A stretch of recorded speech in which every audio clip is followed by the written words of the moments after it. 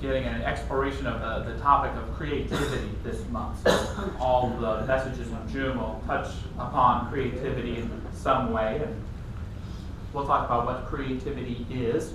We'll talk about what in our tradition we call the creative process, which is that invisible principle that seems to bring our attitude into being, seems to respond to our affirmations and our prayers. And today I want to talk about the topic, and it's kind of participatory. I hope you don't mind, because you're going to get involved in some way. No, we don't mind. Good example. We're going to talk about the topic of co-creating spirit. What does it mean to co-create our life with God, with a holy presence? For me, I like to put it for myself in the affirmation, I am building my life with divine ideas. I am building my life with divine ideas.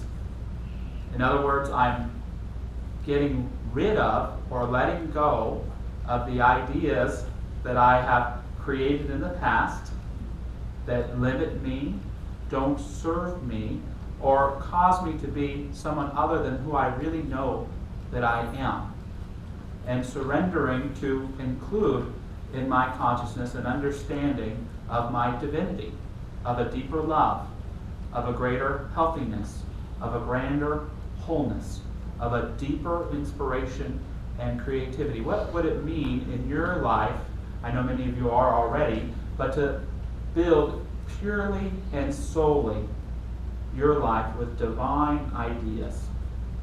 Our book of the month is called How to Get Ideas by Jack Foster. And it's a book that's written for everybody, but primarily it's marketed towards people in the advertising industry.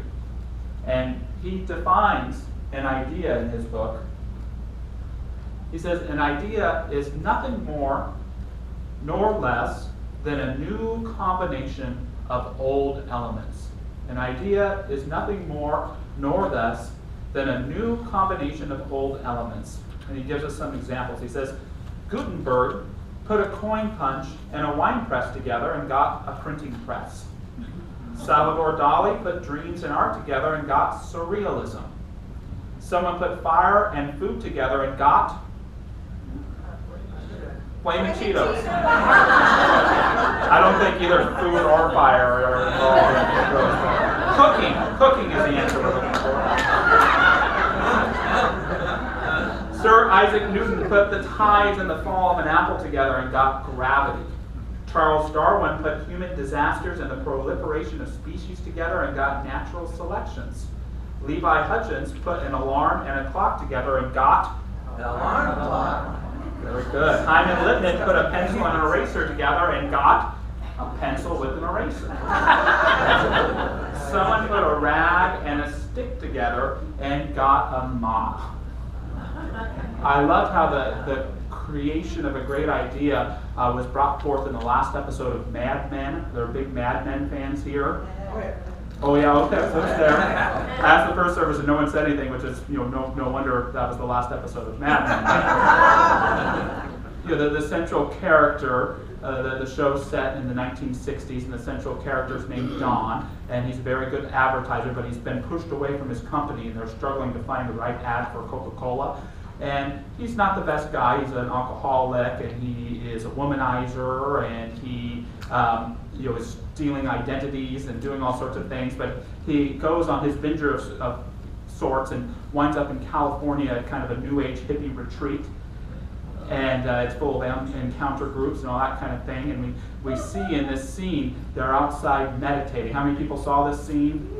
And sorry for the spoilers, but they're out there meditating, and there's all these people there, mostly kids, and he's there, and you see the smile come across his face, and you're like, oh, he's finally found inner peace. He's finally figured himself out. But that's not what happened. What flashes is that famous Coca-Cola ad about teaching the world to sing.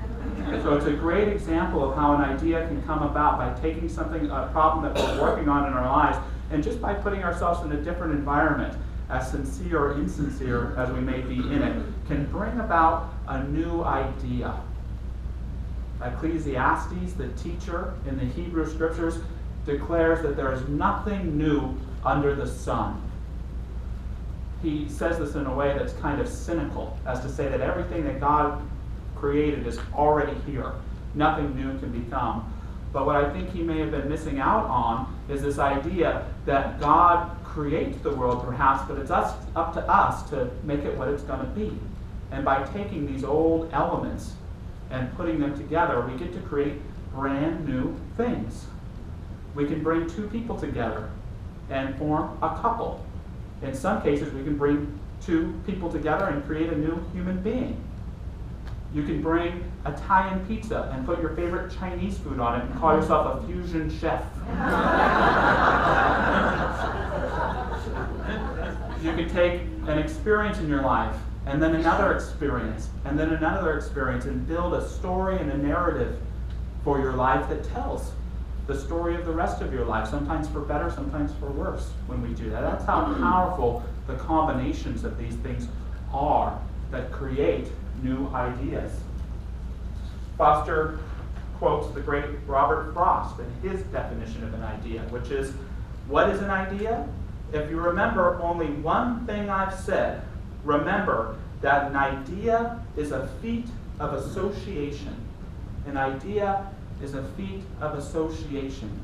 And so an idea is a combination of things and thoughts and understandings, but aren't we too, in a sense, an idea? Aren't we, in a sense, divine ideas? So we have kind of a spiritual toolbox here to say, what can I combine with my understanding of who I am to build a greater life, to live a more abundant life, to live and lead a healthier life, to be more loving and true?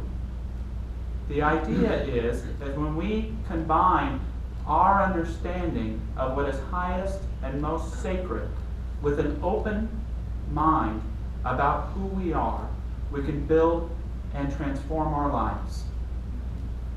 When we combine our understanding of the divine with an open understanding of who I am, we can bring that divinity to life, because we're that powerful of beings. And for too long, I know in my own life, I've combined negative elements that have created negative experiences. I've taken an experience of being broken up with, combined it with a belief that I'm not good enough, and struggled in relationships.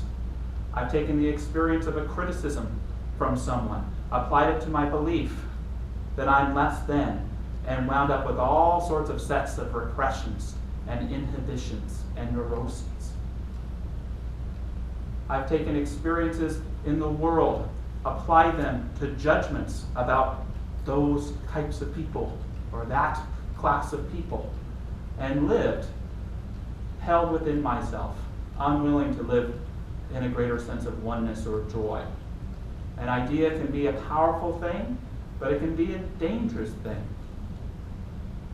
Yet I know, and I'm sure it's true for many in here, I'm sick of living in someone else's vision, limited vision of who I am or should be. I'm tired of living in what a social construct of who I'm supposed to be, living down to that idea. To open ourselves to an idea that the holy might have for us, of what is most potentially sacred and true about who we are, is to give ourselves the best chance to create a sacred life. Does the highest, most grand idea of who you can be, does it exist? Does it exist? I don't know if the answer to that is yes or no, but what I do know is that we're never going to experience if we can't have it for ourselves, if we're unwilling to allow it to take place for ourselves. Our understanding of ourselves is that important. Foster says something really powerful in his book, especially taking it in the sense that it's meant for advertisers. He says, what you think about yourself is the single most important factor in your success. Do you believe that? What you think about yourself is the single most important factor in your success.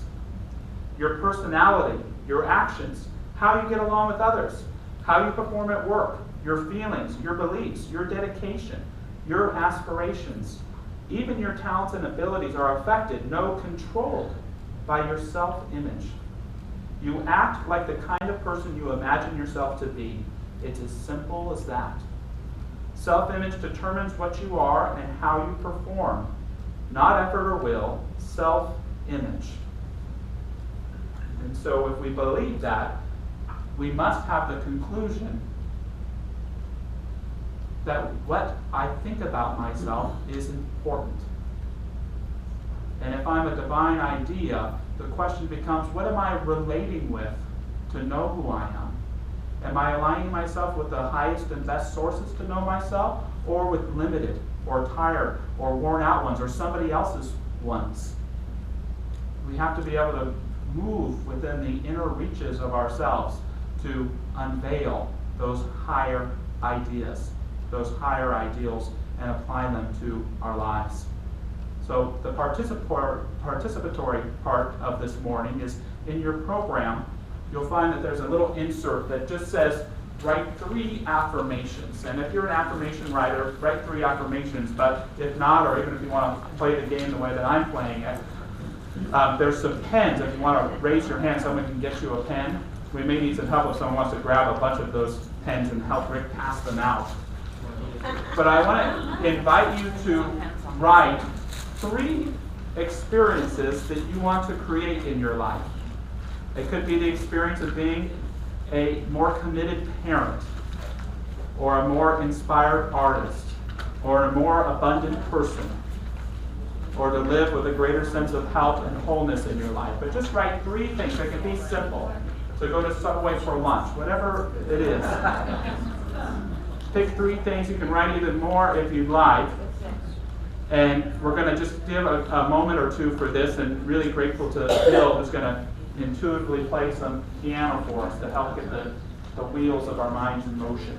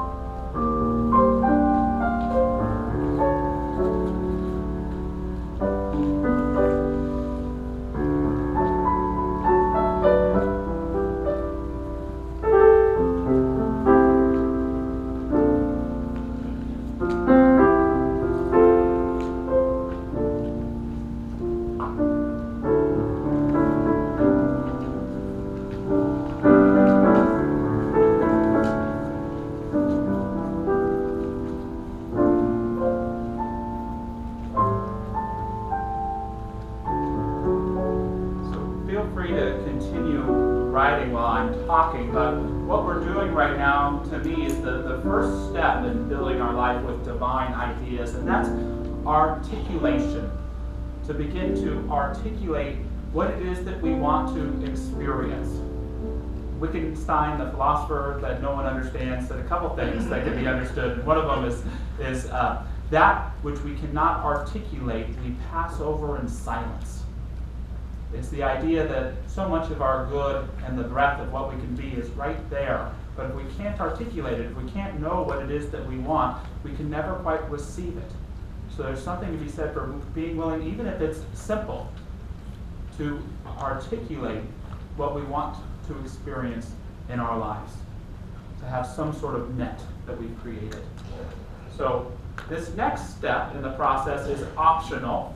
Not that I forced you to write, but Usually, if you're an introvert, I'm a good one to have a service with. I don't like it too much, but not today, so I'm sorry, forgive me. The next step, what you're invited to do, and what you wrote may be really personal, so I really do mean that this is optional. Don't feel that you need to share. But I invite you to turn to someone around you, and I'll come to you if you can't find somebody. We'll partner you up somehow, and share at least one of the things that you wrote down. Okay, so I'm going to invite you to take a moment to do that, and raise your hand if you want to share it to me. I'll come to you. How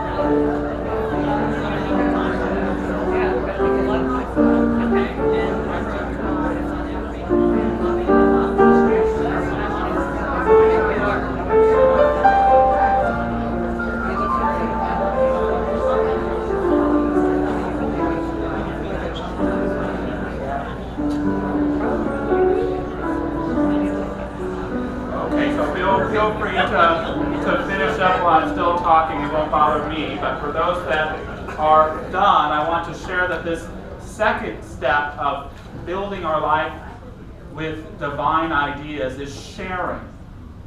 Not only does actually speaking what we want to create a really powerful thing, but there's something really powerful as well about being witnessed and being seen in relationship to that which we want to affirm and create in our lives. Not just by that person that we're sharing to, who hopefully we can trust as someone who's willing to see us in our greater good, but there's something about sharing that helps us really hear and accept what we want as well.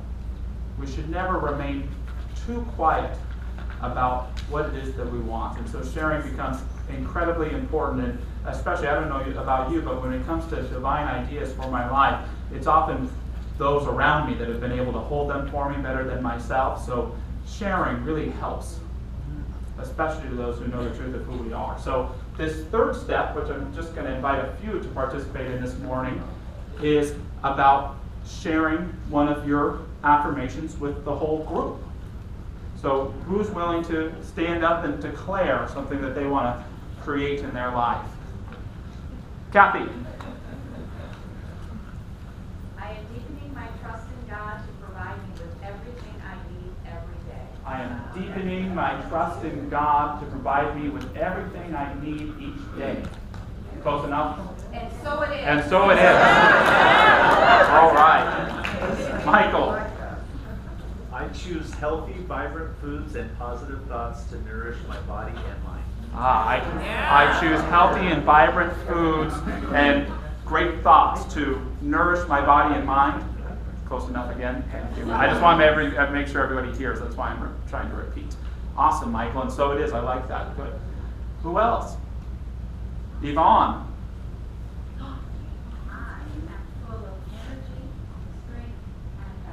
I am full of energy, strength, and health. Yes, you are. Thank you, Yvonne. Yes? I would like to express more love and gratitude out loud to others. You just did. So I am expressing more gratitude out loud and love to others. Thank you. Yes, Lynn. I think faith has gotten a bad reputation. It's associated with fundamentalists and things like that. So my affirmation is that I want to help people create faith in something. It doesn't have to be God. It could be themselves. It could be somebody else. I want to help people create faith. Helping people create faith. Awesome. And Alan.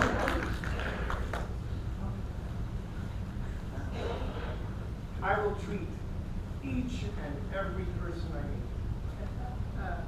meet as if she or he were eager to be my warm, close, dependable friend and ally under all conditions.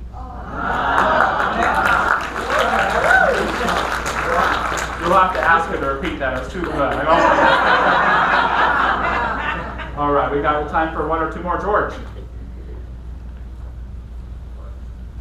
I am an effective teacher and communicator about personal.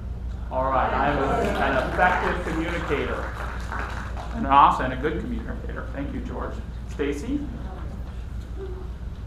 This is just one of many. I dedicate myself with divine inspiration and guidance to an unlimited success and prosperity in my business, and I think only that. Awesome. So dedicating herself to success in life and in her business. Thank you, Stacy. Okay, one more, Vashti. I allow myself to have the highest, most successful self-esteem that will create my happiest life experiences. Awesome self-esteem, creating awesome life experiences. Thank you. So let's hear it for all of those folks one more time. And this third step of co-creating we might call declaration. It's also a step, not that all the steps don't include a certain amount of intimacy and vulnerability, but to declare something, especially in front of a group of people, is to kind of like do it in front of God and everybody, that kind of thing. It's to stand in a sense spiritually naked, open to receiving and really to hold ourselves to a greater truth, because when you say it in front of a room full of people, not that we ministers don't often say really false things to people from time to time, but it happens, right?